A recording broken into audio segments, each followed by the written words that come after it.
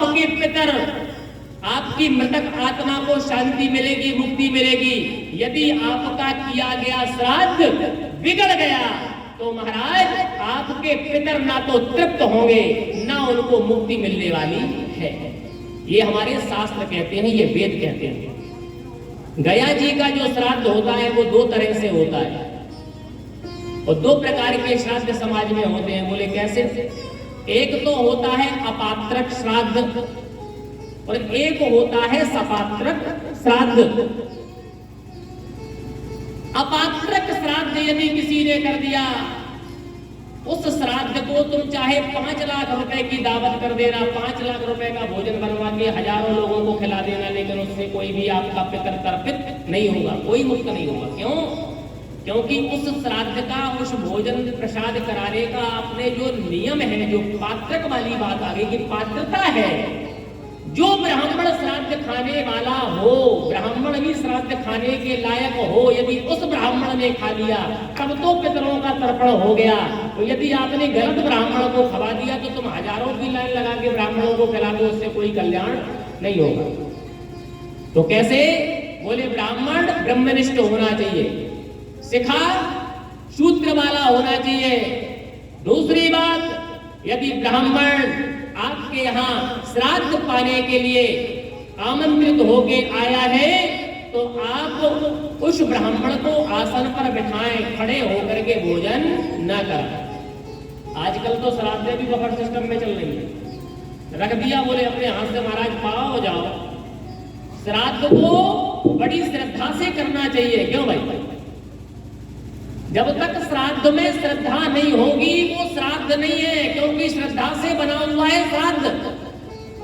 श्रद्धा का मतलब भाव से। जब आप विनम्रता पूर्वक अपने ब्राह्मणों को भोजन कराएंगे तभी तो आपके पुरखों का उद्धार होगा। वो घमंड में भोजन कराएंगे कि हमने ये पनीर बनवाई है, हमने रसगुल्ले बनवाए, हमने 4 सब्जियां बनवाई है, तो फिर वो श्राद्ध नहीं है, वो दिखावा है। तो बोले क्या करना? बोले अच्छे अच्छे ब्राह्मणों को ला करके आसन पे बैठाओ, आसन पे बैठा के उनके चरणों को धो। चरणों को धोने के बाद थाली आने से पहले हाथ में जल लेकर के उनसे त्रिवाचा लीजिए, उन ब्राह्मणों से त्रिवाचा। कैसे त्रिवाचा लेना है? बोले हे ब्राह्मण देवता, मैं आपके शरीर में अपने पितरों का आवाहन करना चाहता हूं। भवताम शरीरे पितरन आवाहयिष्ये, मैं आपके शरीर में अपने पितरों का आवाहन करना चाहता हूं। यदि ब्राह्मण संकल्पित होंगे तो वो आपको वचन देंगे, आवाह है, आवाह है, आवाह है। क्यों भाई? स्वीकार है। तब फिर वो जो ब्राह्मण आपकी श्राद्ध खा रहे हैं, फिर वो ब्राह्मण नहीं खा रहे हैं, ब्राह्मणों के आत्मा में बैठे हुए आपके साक्षात पितर वो श्राद्ध खा रहे हैं और उनकी मुक्ति हो जाएगी। इस तरह से नियम पूर्वक श्राद्ध खिलानी चाहिए, भले ही 11 ब्राह्मण खिलाओ। और महाराज शास्त्र तो यूं कहता है, हमारी लोक रीति क्या है? वो अपने क्षेत्र की परंपरा, पश्चिम में अलग, पूर्व में अलग, दक्षिण में अलग। श्राद्ध को खिलाने के बाद पिंडदान होना चाहिए, ठीक है ना?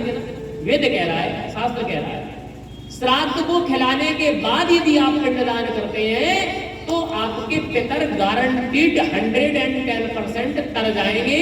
और यदि केवल आपने फॉर्मेलिटी में दावत दे दी है, आपको बफर सिस्टम में खिलाना है कि चलो पुरखे चल रहे हैं, पितृपक्ष चल रहा है, बफर सिस्टम कर दो तो श्राद्ध हो गई, ऐसे बफर सिस्टम से आपके खिलाने से पितर तर्पण नहीं होगा। आज जब गोकर्ण ने ब्राह्मणों से पूछा कि क्या किया जाए, मेरे भाई का अभी तक मोक्ष नहीं हुआ, तर्पित नहीं हुआ इतनी श्राद्ध होने के बाद, अंत में अपने गुरुदेव, अपने इष्ट देवता सूर्य भगवान को प्रणाम करके सूर्य भगवान से निवेदन किया। तो भगवान भुवन भास्कर ने गोकर्ण को आदेश किया कि तुम भगवान श्री कृष्णचंद्र सच्चिदानंद भगवान का जो कीर्तन है, श्रीमद् भागवत कथा है, वो आप अपने भाई धुंधकारी को सुनाओ। 7 दिन की कथा में उसका 7 पीढ़ियों तक का मोक्ष हो जाएगा। तब जाके गोकर्ण ने अपने भाई धुंधकारी के लिए श्रीमद् भागवत कथा कथा का आयोजन किया और एक 7 गांठ वाला भाष जिसमें काला ध्वज लगा करके गोकर्ण ने धुंधकारी का स्वरूप बनाया, उसमें आवाहन किया।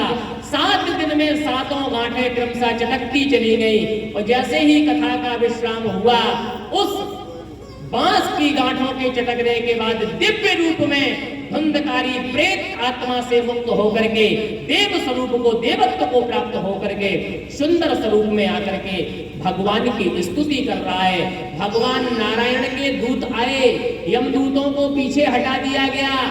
आप भगवान की कथा की ऐसी कृपा हुई कि साक्षात बैकुंठ से भगवान ने अपने देवदूतों को रथ पे बिठा करके धुंधकारी को अपने बैकुंठ बुला लिया। ये ऐसी भागवत कथा है जो मरे हुए को भी तार देती है। बोलिए श्री सच्चिदानंद भगवान की जय। अब गांव के लोगों ने देखा कि भैया गोकर्ण ने इतनी अच्छी कथा सुनाई, इतनी अच्छी कथा हुई कि इसका प्रेत जैसा भाई कर गया, तो गांव के लोगों को भी भगवान से प्रेम हो गया। बोले गोकर्ण भैया अब हमें भी कथा सुनाओ, अभी तो तुमने धुंधकारी को कथा सुनाई, अब ये कथा हमें सुनाओ। तब जाकर के गोकर्ण ने दोबारा कथा सुनाई। वो कथा चलती जा रही है, गांव के लोग आते जा रहे हैं, बढ़ते जा रहे हैं, चारों तरफ से भीड़ हो गई और भगवान के कीर्तन का, भगवान की कथा का नाम चारों दिशाओं में गूंजने लगा। जैसे ही दूसरी भागवत हुई, स्वयं भगवान आ गए आज अपना रथ लेकर के, स्वयं भगवान रुक्मिणी को साथ में लेकर के आए और उन्होंने गोकर्ण को अपने हाथों से गोदी में बिठा के रथ पर बैकुंठ को ले गए। जब भक्त और भगवान का ऐसा प्रेम होता है कथा के लिए, तो भगवान स्वयं अपने भक्तों के बीच में आते हैं। बोलिए लक्ष्मी नारायण भगवान की जय। ऐसी भागवत कथा की महिमा है।